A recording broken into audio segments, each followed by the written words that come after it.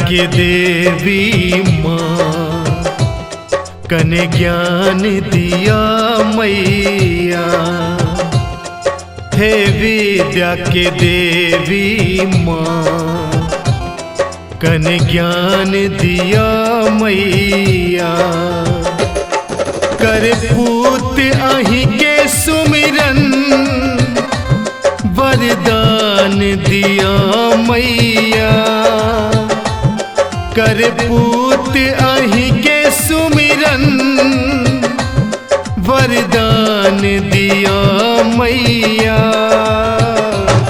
हे विद्या के देवी माँ, कने ज्ञान दिया मैया। हे विद्या के देवी माँ, कने ज्ञान दिया मैया।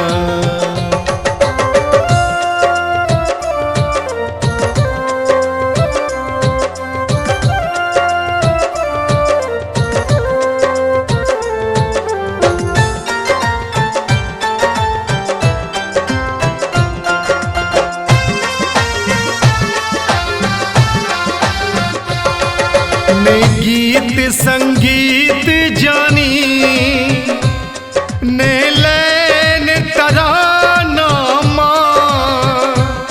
ने सरगम ज्ञान जानी, ने स्वर के ठिकाना माँ। बस आश भरल मन में, अज्ञान हरू मैया। बस आश भरल मन में, अज्ञान हरू मैया। कर पूत अहि के सुमिरन, वरदान दिया मैया। हे विद्या के देवी माँ, कने ज्ञान दिया मैया।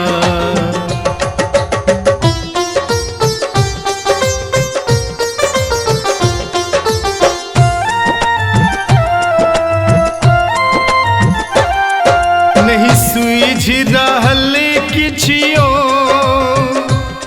हमको न मनाबू माँ। मझधार फसल नैया, अहाँ पार लगाबू माँ। हे विघ्न विनाशिनी माँ, दुख दूर करू मैया। हे विघ्न विनाशिनी माँ, दुख दूर करू मैया। कर पूत अहि के सुमिरन, वरदान दिया मैया। हे विद्या के देवी माँ, कने ज्ञान दिया मैया।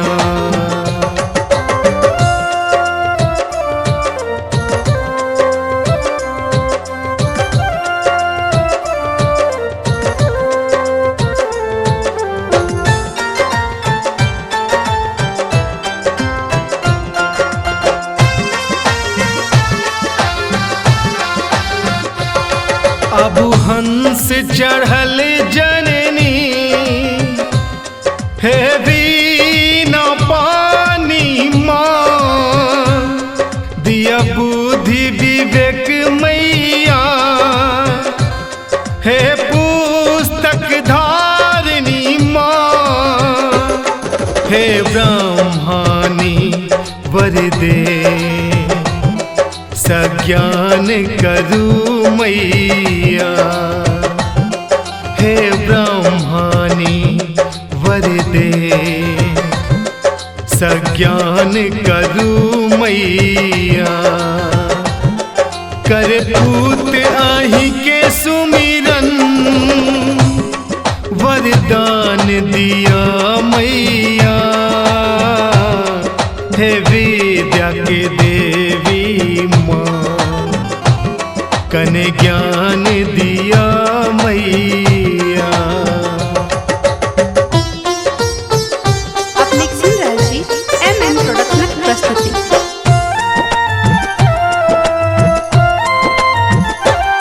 हम पापी कपटी छी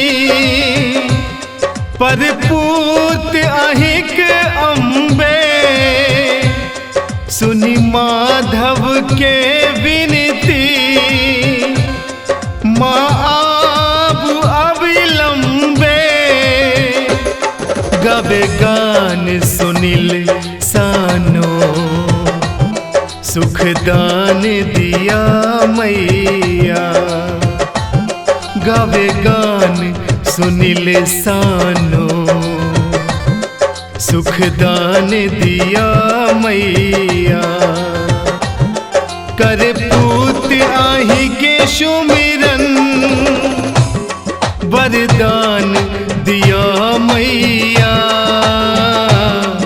हे विद्या के देवी माँ कने ज्ञान दिया